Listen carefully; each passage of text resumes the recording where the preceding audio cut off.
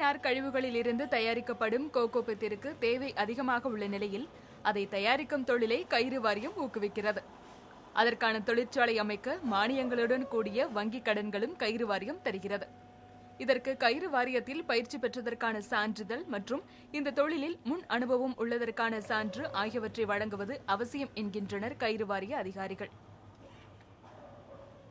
இந்த coir பித்தினுடைய industry போடுறதுக்கும் அல்லாத coir சம்பந்தப்பட்ட தொழில் தொடங்குவதற்கும் கயிறு வாரியம் பல திட்டங்களை வச்சிருக்குது.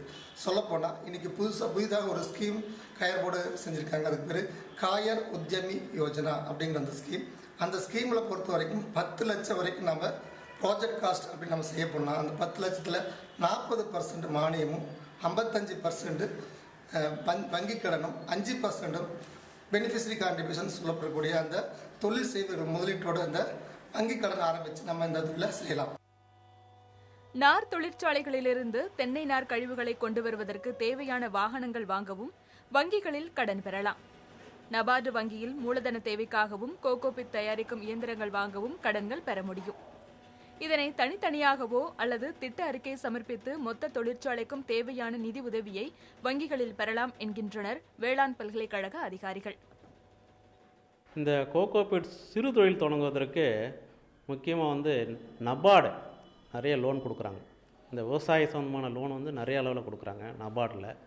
இந்த வங்கிகளும் நிறையா பார்த்திங்கன்னா இந்த விவசாயம் சார்ந்த தொழில் வங்கி அந்த லோனுக்கு அதிக முக்கியத்துவம் கொடுத்து நேஷ்னலைஸ் பேங்க்ஸ் தேசிய வங்கிகளில் அதிக அளவு லோன் கொடுக்குறாங்க. முக்கியமாக இளைஞர்களுக்கெல்லாம் 1 லட்சம் வரைக்கும் எந்த விதமான இது இல்லாமல் கொடுக்குறாங்க. அதுக்கு மேலெலாம் அந்த ஷூரிட்டி இதெல்லாம் கேட்பாங்க.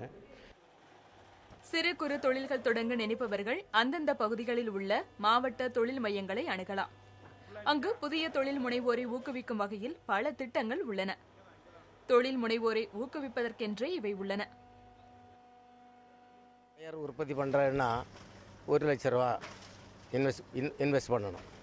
ஃபைபர் ப்ரொடக்ஷன் பெருசாக பண்ணணும்னா ஒரு 20 லட்ச ரூபா முதலீடு பண்ணணும். இதுக்கு சப்சிடியோட கூடிய கடன் கொடுக்குறாங்க பேங்கில். அதில் ஸ்டேட் கேபிட்டல் சப்சிடி ஒரு 20% கொடுக்குறாங்க. பவர் சப்சிடி ஒரு 3 கான்சிக்யூட்டிவ் இயர்ஸுக்கு 20%, 15%, 10% கொடுக்குறாங்க. இந்த மாதிரி ஒரு ஃபெசிலிட்டிஸ்லாம் இந்த கணக்கு ஹெல்ப்பாக பண்ணுறாங்க. மாவட்ட தொழில் மையம் மூலமாக இதெல்லாம் ரெக்கமெண்ட் பண்ணுறாங்க.